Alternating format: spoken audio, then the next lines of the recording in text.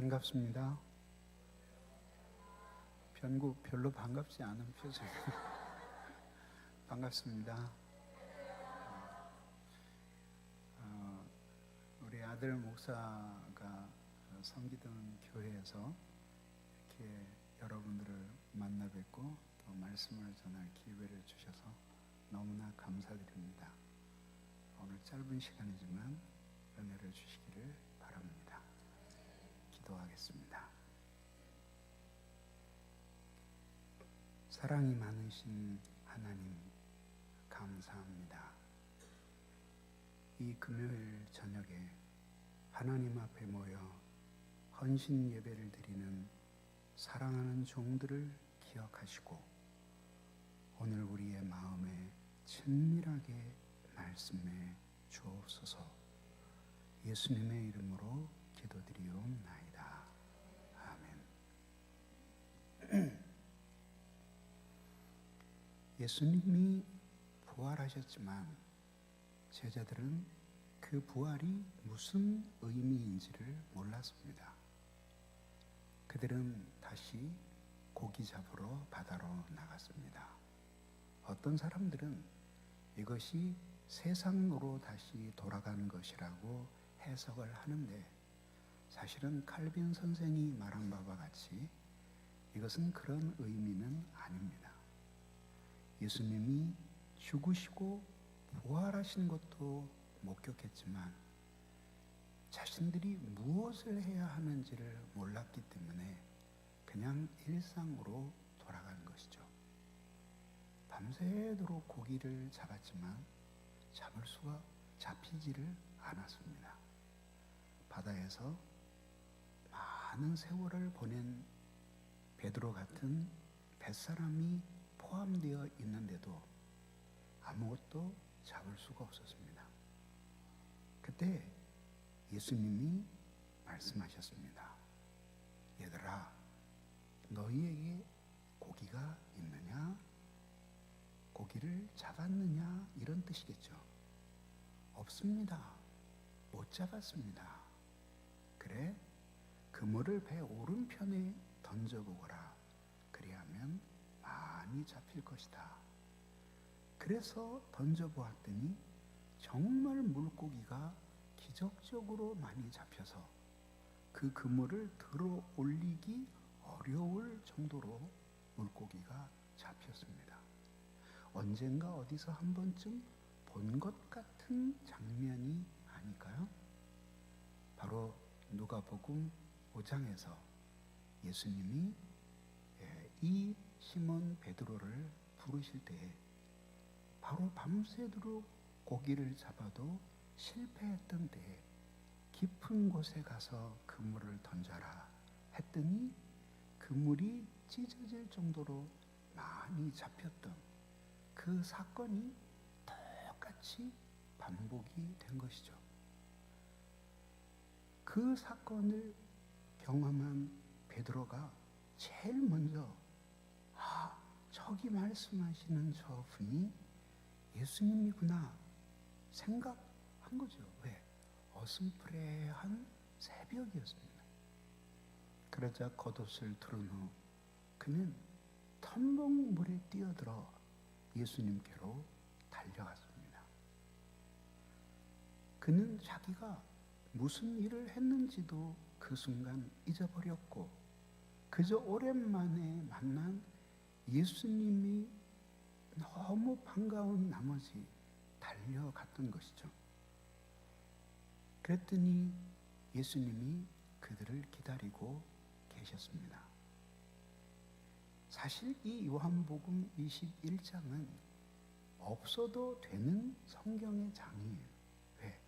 요한복음 20장 마지막 절이 훌륭하게 요한복음을 끝맺음하고 있고 요한복음은 요한복음 앞에 있는 마태, 마가, 누가 4개의 복음서의 마지막이에요. 그런데 이 1장 21장이 부록처럼 여기 매달려 있는 이유는 만약에 21장이 없으면 큰 혼란에 빠졌을 거예요. 왜? 요한복음 마지막까지 제자들은 결국 3년 동안이나 예수님을 따라다녔지만 예수님 십자가에 못 박힐 때 모두 예수님을 부인하고 배신하고 도망갔어요. 단 한 사람 예외적으로 요한 한 사람만 후에 뉘우치면서 예수님이 아직 십자가에서 매달려 살아계실 때에 예수님께로 돌아와서 십자가의 7마디 중 3번째 말씀부터 7번째 말씀까지 받들었던 것입니다. 자, 그런데 사도행전 1장으로 넘어가면 그렇게 예수님을 모른다고 배신한 제자들이 모두 교회의 지도자로 등장을 해서 설교를 하기 시작해요. 이게 설명이 안 되는 거죠. 근데 이 21장 한 장이 들어가므로 그 실패한 제자들이 어떻게 예루살렘 교회의 위대한 지도자들이 될 수 있었는지를 설명해 주는 것이죠. 그게 뭐냐 하면 예수님을 배신했던 제자들을 사랑으로 다시 부르셔서 용서하시고 소명을 주신 예수님의 말씀과 행동이 있었기 때문에 이 한 장 때문에 복음서 4권과 실패한 제자들이 위대한 교회의 지도자로 등장하는 사도행전과 연결이 되는 거니까 이게 어마어마한 중요한 의미를 가지고 있는 것이죠. 사실은 성경의 이 배열 자체가 놀라운 복음이에요. 우리 모두 한 번도 실패하지 않고 모든 것을 완전하게 살아낼 수 있다면 얼마나 좋겠어요. 근데 우리 중 아무도 그런 사람은 없어요. 그래서 모두 때로는 넘어지고 실패해요. 그런데 사람들은 넘어진 자를 밟아버리고 마귀는 쓰러진 자를 짓밟지만 예수님은 그들의 손을 일으켜 세워서 실패한 자를 다시 회복시키셔서 다시 하나님의 사람으로 살아가게 하시는 것이죠. 아멘. 그래서 오늘 말씀은 크게 4가지를 우리에게 가르쳐 주어요. 첫째는 식탁을 차리시는. 제자들이 모두 육지에 올라왔더니 예수님은 이미 기다리고 계셨어요. 그리고 어디서 준비를 하셨는지 숯불이 있고 거기에 떡과 고기를 구워 놓고 기다리셨어요. 그리고 제자들이 다가왔을 때 예수님께서는 그 식탁으로 밤새도록 고기 잡아서 피곤한 그들에게 밥을 먹이셨어요. 이것은 뭔가 어울리지 않죠. 왜? 이것은 예수님 같은 주님이나 혹은 선지자가 할 일은 아니에요. 이거는 당시 아녀자들이 해야 할 일인데 예수님이 제자들을 위해서 손수 식탁을 차리시고 떡을 이리저리 뒤집으며 구우시고 생선을 이렇게 저렇게 구우시면서 제자들에게 먹이셨어요. 그 그림을 한번 그려보세요. 틀림없이 예수님은 다 구워놨으니 각자 집어 먹어라. 그러셨을 것 같지 않아요. 하나씩 하나씩 친절하게 건네어 주시며 구운 고기와 구운 떡을 따끈따끈한 것을 그들 앞에 두며 먹어라. 배고프지? 얼마나 힘들었니? 더 있으니까 많이 먹어라 하면서 나누어 주신 거죠. 근데 여기에는 아주 깊은 성경 신학적인 의미가 담겨 있어요. 그것은 뭐냐면 그 이스라엘 사람들에게 이 밥을 함께 먹는다는 것이 무슨 의미인가 하는 것이에요. 엄격하게 말하면은 이스라엘은 서양이 아니라 동양이에요. 그래서 문화가 우리나라와 유사한 게 아주 많아요. 그 중에 하나가 식사의 의미예요. 지금은 양반과 상민의 구별이 없어요. 근데 조선 시대에는 양반과 상민의 구별이 엄격했습니다. 여행을 하다가 상황이 어쩔 수 없으면 양반과 상민이 같은 방에서 잠을 잘 수는 있어요. 근데 결코 밥을 한 상에 먹는 일은 없어요. 왜냐하면 동양에서 밥상을 함께 한다는 것은 형제 혹은 가족이 된다는 의미인데 양반과 상민은 결코 형제는 될 수 없어요.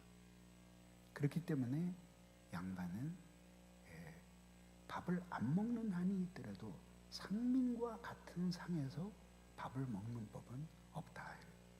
근데 이 유사한 습관이 이스라엘 사람들에게 있었어요. 이것은 무슨 뜻이냐면 양반과 상민의 차별이 아니라 밥을 함께 먹는다는 것은 형제됨을 의미하는 거죠. 형제가 함께 모여 동거함이 어찌 그리 아름다운지요 했던 그 사랑의 연합을 가리키는 것이죠. 그래서 신약으로 넘어가면 예수님이 이 세상에 계실 때 그 비난을 받으시던 이유 중에 하나가 너희 선생님은 어찌하여 죄인과 세리들과 더불어 밥을 먹으시느냐 이런 것으로 비난을 받으셨어요. 그때 예수님은 뜻밖의 대답을 하시죠. 의인이 인자가 온 것은 의인을 부르려고 온 것이 아니라 죄인을 불러 회개하게 하기 위하여 왔노라 하면서 아무도 상대해 주지 않던 그 세리와 창기들과 함께 예수님은 식탁을 나누면서 그들을 핏줄로 받아들이시는 것을 몸소 보여주심으로 그 교제를 통해 그들을 회개에 이르게 하기 위해서 오셨다는 것을 보여주신 거예요. 이러한 맥락은 요한계시록에까지 이어져요. 그래서 요한계시록에 나오는 라오디게아의 교회는 덥지도 않고 차지도 않은 교회였어요. 그 교회를 안타까워하시면서 예수님이 책망을 하시는 가운데 이런 말씀하십니다. 볼지어다 내가 문 밖에 서서 두드리노니 누구든지 내 음성을 듣고 문을 열라. 문을 열면 그에게 들어가 나는 그로 더불어 먹고 그는 나로 더불어 먹으리라. 이게 결국 영원한 생명을 함께 나눈다는 것을 뜻하는 것이에요. 그러니까 이 식탁을 차려주시는 것은 무슨 의미가 있냐면 비록 제자들은 예수님을 배신했고 제자들은 예수님께 무릎을 꿇어 자신의 배신에 대해 용서를 빈 적도 없었어요. 그렇지만 예수님은 이미 마음속에서 그들의 죄를 용서하시고 그리고 그들을 여전히 형제로 받아들이고 사랑으로 용납하고 계시다는 것을 이 식탁을 차리시는 사건을 통해서 보여주신 것이에요. 이게 하나님의 사랑이에요.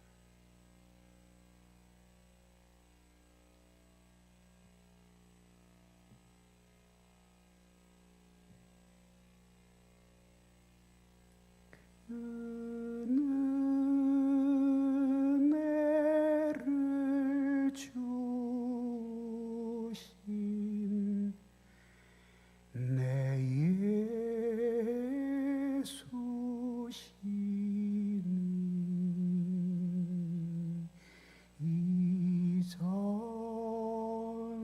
이전보다 더욱 사랑합니다.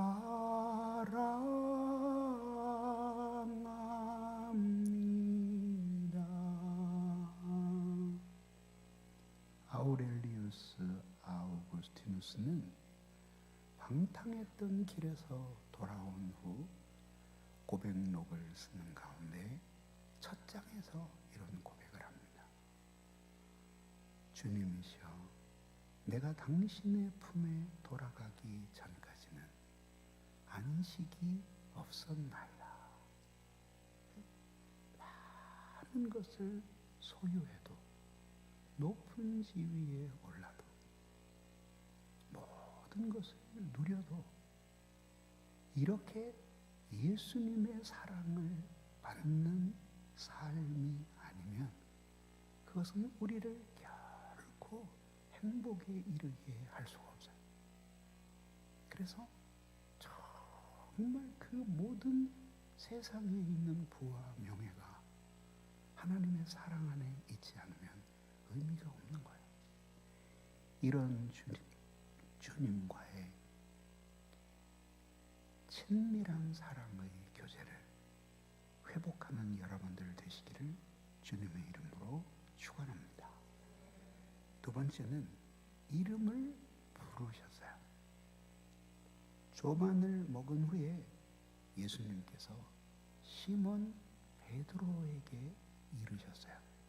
이것은 베드로를 향해 하신 말씀이지만 그냥 베드로 개인에게 하신 말씀이 아니라 베드로와 함께 예수님을 배반했던 모든 제자들에게 하시고 싶은 말씀을 베드로에게 대표로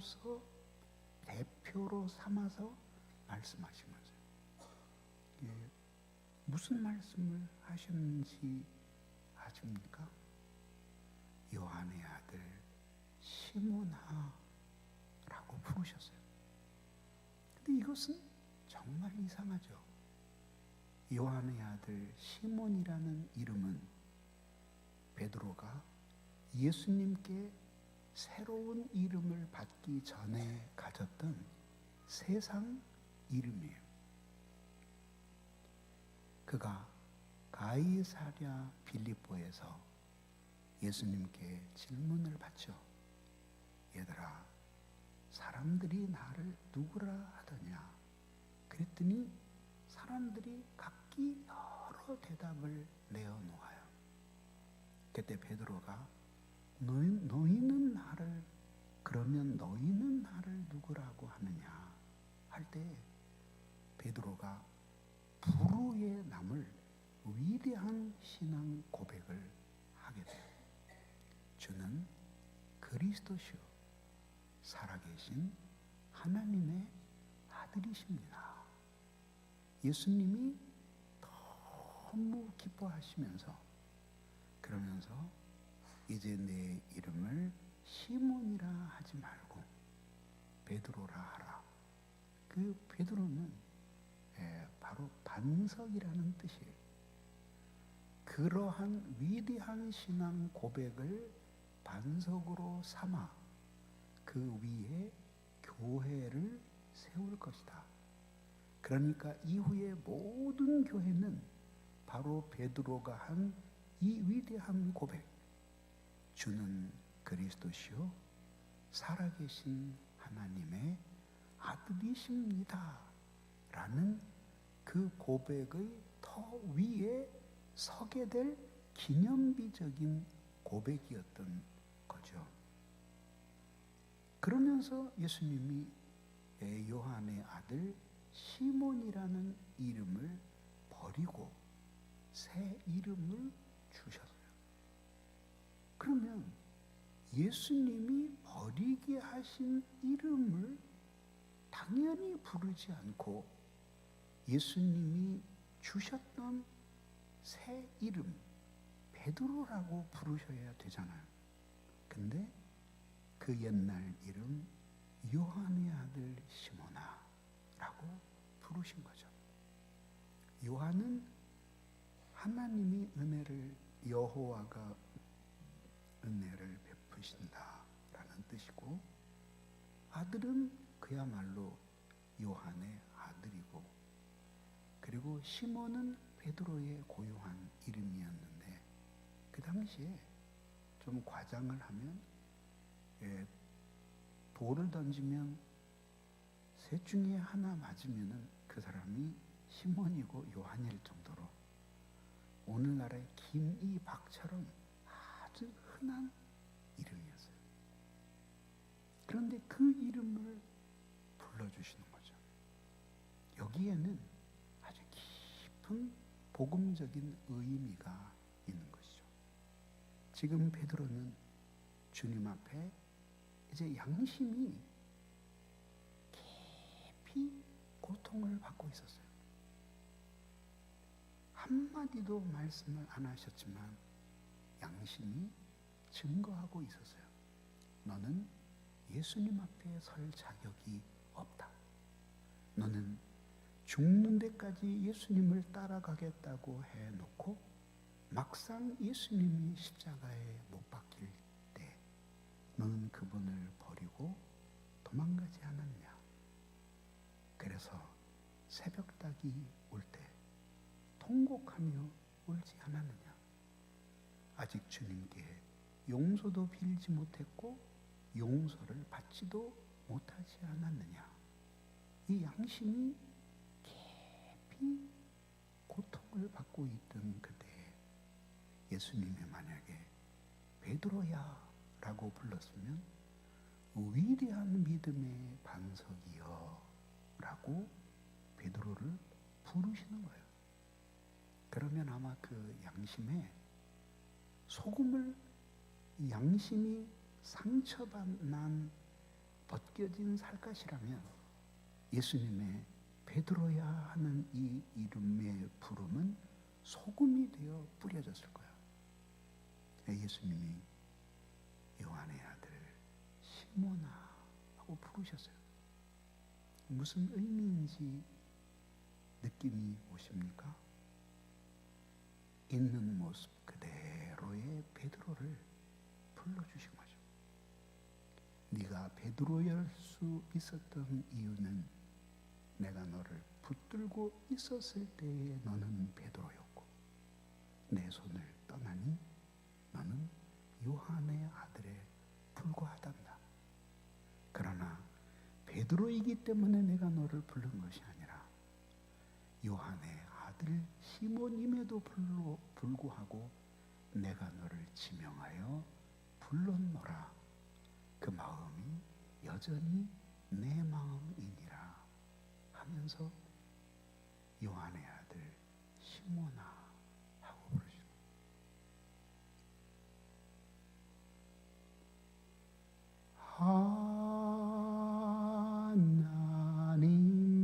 하나님께로 더 가까이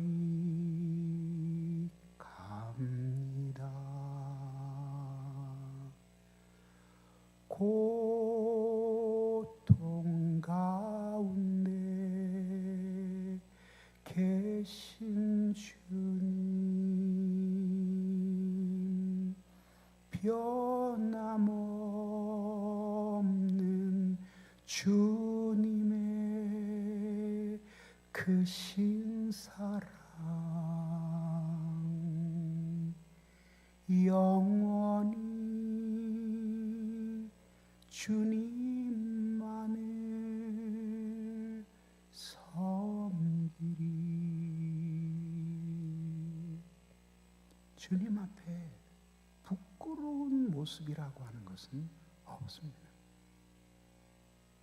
주님은 여러분이 어느 곳에서 넘어졌든지 그 자리에서 여러분의 손을 잡고 일으켜 세워주시는 분이십니다. 비록 여러분들이 여러분의 죄 때문에 혹은 베드로처럼 교만 때문에 넘어졌다고 할지라도 우리는 우리의 힘으로 주 앞에 받아들여질 만큼 일어설 수 없다는 사실을 너무나 잘 아셔요. 그래서 쓰러진 그곳에서 있는 모습 그대로 주님을 찾기를 원하십니다. 그리고 그 자리로 찾아오셔서 요한의 아들 시몬아 하고 불러주시는 거죠. 그래서 하나님 앞에 비록 실패하고 넘어졌다고 하더라도 희망이 있는 사람은 하나님 앞에 정직한 사람이에요. 내가 이 모습이 나의 본 모습입니다. 나를 용서하시고 다시 일으켜 세워주십시오 라고 빚는 것이죠. 성경에 보면 하나님의 사랑을 깊이 알았던 위대한 사람들이 있습니다. 다윗 같은 사람이 대표적이죠. 근데 하나님의 위대한 사랑을 안 탁월한 인물들의 공통점은 모두 죄의 용서를 통해서 하나님의 사랑을 경험한 인물들이에요. 죄가 그들을 하나님 사랑하게 해준 것이 아니라 죄는 그들이 지었지만 그 믿음으로 주님을 있는 모습 그대로 나와서 찾을 때 그를 용서해 주신 은혜의 경험이 그들로 하여금 하나님을 더욱 사랑하게 해 주었던 것이죠. 그러므로 여러분들이 어떠한 처지에 있든지 있는 모습 그대로 주님 앞에 나와서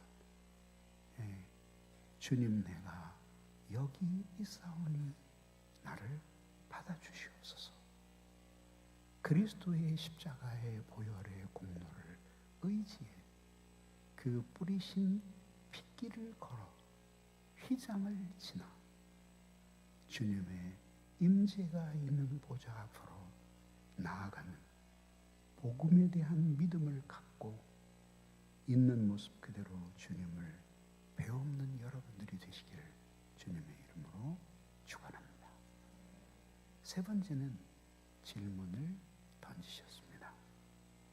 어떤 질문이었습니까? 요한의 아들 시몬아, 내가 다른 사람들보다 나를 더 사랑하느냐 하고 주님이 물으셨네. 주님의 질문은 네가 나를 사랑하느냐라는 질문이었습니다.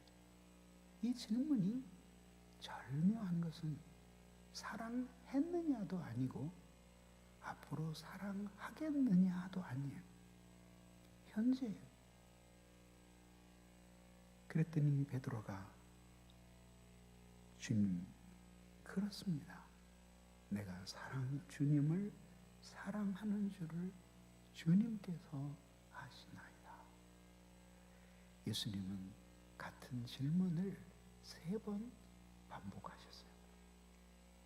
마치 한 번 질문과 대답에 한 번 예수님을 부인한 것을 용서하시고 지워버리는 것처럼 3번 부인한 베드로에게 3번 사랑하느냐고 질문하셨습니다. 베드로는 그렇습니다라고 대답을 했습니다. 그러나 예수님은 그렇게 나를 사랑하는 네가 왜 죄를 지었느냐? 그렇게 사랑한다고 하면서 너는 왜 나보다 네 목숨을 사랑하여 나를 저주하면서까지 부인하였느냐? 이렇게 묻지 않으셨어요. 사람들은 그렇게 캐물으며 우리의 진심을 의심하지만은, 그러나 예수님은 주님을 모른다고 부인한 것도 진심이었지만 지금 그 실패를 후회하며 다시 예수님을 사랑한다고 고백하는 이 대답도 진심이라는 것을 아셨기 때문에 두 번째 진심으로 첫 번째 진심의 죄를 덮으신 것입니다. 이 로마에 있는 한인 교회에서 설교할 기회가 있었어요. 설교를 마친 후 저녁을 먹으러 가면서 교회당 하나를 보여주겠다고 목사님이 장로님과 함께 우리 부부를 인도했어요. 그 교회당 이름이 꼬바디스 교회당이에요. 거기에 보면 예수님의 발자국이 새겨졌다고 전해 내려오는 돌멩이가 강대 앞에 있어요. 그 전승에 의하면 로마의 대박해가 일어날 때 베드로는 견디다 못해 자기를 따르는 무리와 함께 급히 핍박을 피하여 로마에서 도망을 치고 있을 때 바로 그 골목에서 옛 걸어오시는 예수님을 만났답니다.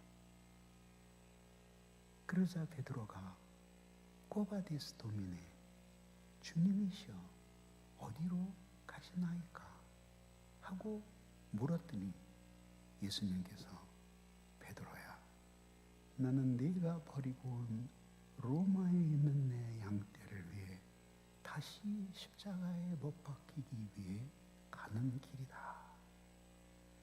베드로가 거기서 울며 회개하였고 예수님 제가 다시 로마로 돌아가겠습니다. 그리고 로마에 돌아가서 십자가에 거꾸로 매달려 사형을 당했다는 그 사건을 기념하기 위해 세운 교회당이었습니다. 역사적인 진실성을 모두 다 믿을 수는 없지만 이야기 자체가 엄청난 감동을 주었어요. 어떻게 그렇게 비겁했던 베드로가 그렇게 용감하게 예수 대신 죽으러 갈 수 있었을까요? 그것은 바로 예수님이 자신을 얼마나 사랑하시는지를 깨달았기 때문입니다. 새벽 다구울 때 난 괴로웠어 풍랑이 일면 난 무서웠어 하지만 이제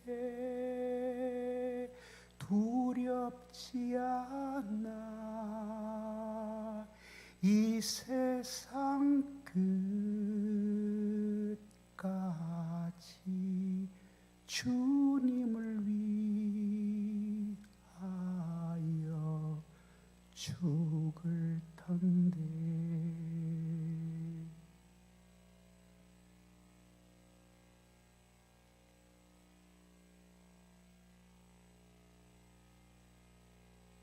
인생을 이렇게 긴 세월을 살고 보니 모든 것이 지나는 것입니다. 부모님과의 인연도 지나가고 자녀들과의 인연도 언젠가는 놓게 되고 그리고 심지어 사랑하는 아내와 남편도 죽음이라는 강에 의해 갈라져요. 그런데 우리가 살든지 죽든지 병들었을 때든지 건강할 때든지 상관이 없이 우리가 떠날 수 없는 것이 있다면 하나님의 사랑의 품이에요. 그 안에서 태어나고 그 안에서 아파하고 그 안에서 기뻐하고 그 안에서 숨을 거두고 그 안에서 영원한 안식을 누리는 것이니 누가 하나님의 품을 떠날 수 있겠습니까? 그러므로 여러분들의 인생의 가장 큰 숙제는 하나님을 사랑하는 것입니다. 키에르 케고아라는 초기 유신론적 실존주의는 자인 그리스도인이 있었습니다. 유명한 철학자가 되었을 때 기자가 당신의 인생의 목표는 무엇입니까?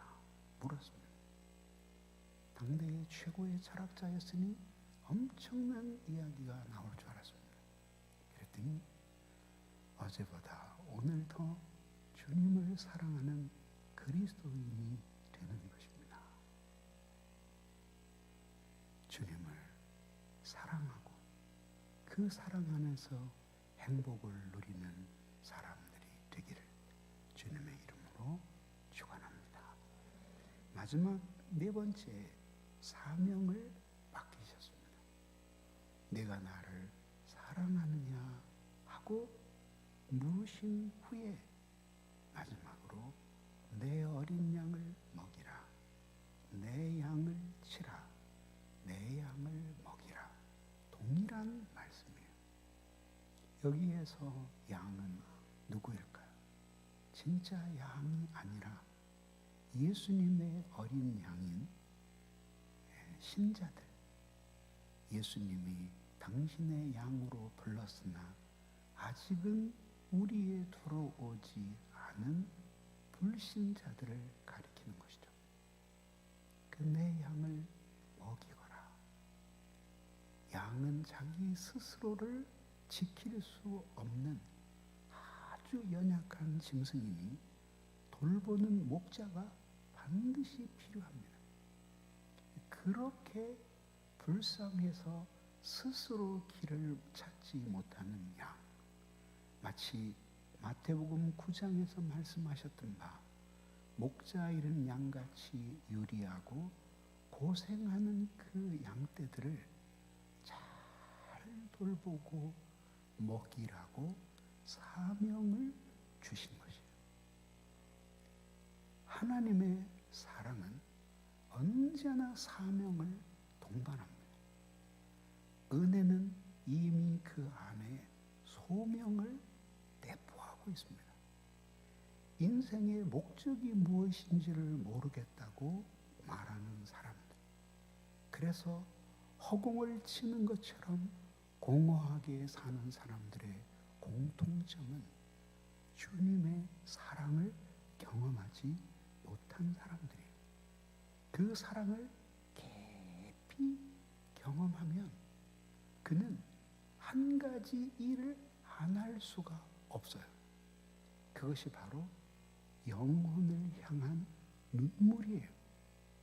은혜를 많이 받은 교인이 펑펑 울어요. 왜 우느냐고 물어봤더니 자기가 불쌍해서 우는 것이 아니라 이런 하나님의 사랑을 모르는 우리 엄마, 우리 아빠, 그리고 나의 사랑하는 친구들을 생각하니 가슴이 찢어지는 것 같습니다. 한 15년 전 어느 해에 우리 교회에 새로 등록하게 된 사람들을 다 조사를 했어요. 헤아리니까 수백 명이 나왔어요. 근데 그 수백 명 중 70%가 열린교회 다닌 지 1년 미만 된 사람들이 전도해온 사람들이에요. 무슨 뜻이냐면 교회를 오래 다녔다고 해서 양떼를 돌보는 것이 아니라 주님의 사랑이 자기의 마음속에 역사하는 사람, 그 사람 때문에 주님 앞에 눈물 흘리는 사람, 자기가 어떠한 죄인인지를 알고 주님이 자신을 어떻게 그 깊은 죄에서 구원하여 하나님의 자녀로 불러주셨는지를 아는 그 사람들은 영혼을 위해서 무언가를 하지 않고는 살 수 없어요. 왜? 사랑이 그것을 시켜요. 이 세상을 향한 찢어지는 하나님 아버지의 사랑의 마음, 피 흐르는 십자가의 사랑을 그들에게 전하기만 하면 행복할 수 있을 텐데, 그 주님을 모르기 때문에 무지해서 불행하게 사는 사람들을 볼 때 모든 것이 자신의 책임인 것처럼 느껴지는 거예요.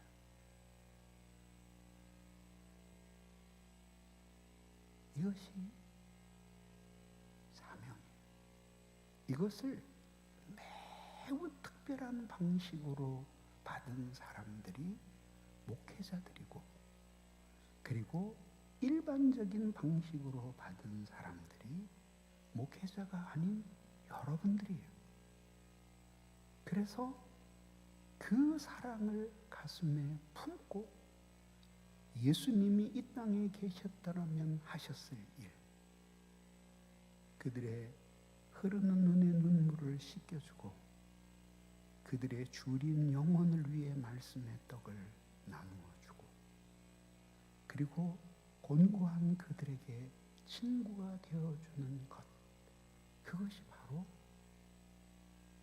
양을 먹이는 것이에요. 그 일을 위해서 하나님이 여러분들을 위해 예수 그리스도를 사람의 몸 입혀 이 세상에 보내신 것입니다. 그러므로 이 말씀을 듣는 우리는 자신이 어떠한 죄에서 어떻게 불행한 인생의 길에서 주님을 만나고 그 사랑을 받게 되었는지를 기억해야 돼요. 그래서 그리스도인이 하루에 2번씩 펑펑 눈물을 흘릴 수 있다면 그는 반드시 좋은 그리스도인이 될 수밖에 없어요. 한 번은 자기 같은 죄인을 용서해 주신 십자가의 고난 때문에 눈물을 흘리고, 한 번은 자기처럼 여전히 주님을 모르고 살아가는 불쌍한 영혼들 때문에 그렇게 눈물을 흘릴 수 있다면, 그는 그가 누구일지라도, 아무리 부족한 모습이라고 할지라도 결국 하나님은 그를 통해 어디선가 영혼을 살려내실 것이며, 그 살려내는 영혼과 함께 그의 영혼도 강하게 하셔서 행복을 누리며 살게 할 것입니다. 그러므로 오늘 인생의 길에서 방황하고 실패하고 때로는 주님을 너무나 멀리 떠나 돌아갈 길을 찾지 못한다고 할지라도 오늘 이 주님의 말씀을 듣고 주님을 만나시기 바랍니다. 아무도 찾아오지 않는 새벽 갈릴리 바닷가에서 제자들은 예수님과 홀로 만났습니다. 그리고 그 모든 지난날의 과오를 용서받고 이제 앞으로 세워질 위대한 교회의 시대에 주춧돌을 놓는 기둥 같은 일꾼들로 쓰여지도록 하나님이 다시 태어나게 하셨습니다. 그래서 예수님을 3번이나 부인한 베드로처럼 악하고 예수님을 비겁하게 부인하고 도망갔던 제자들처럼 연약하지만 우리도 우리의 힘이 아닌 사랑으로 실패한 자를 다시 부르시는 예수님의 사랑 때문에 새로운 인생을 살 수 있다고 믿는 여러분들이 되십시오. 믿음은 희망으로 자기 자신을 설득하는 것입니다. 믿음은 희망으로 자기 자신을 설득하는 것입니다. 그래서 내가 아니라 우리 주 예수 그리스도의 십자가를 바라보며 여기에서 새 희망을 발견하고 주님과 함께 다시 살아나는 여러분들이 되시기를 예수님의 이름으로 축원합니다. 기도하겠습니다. 우리 같이 한번 기도할까요?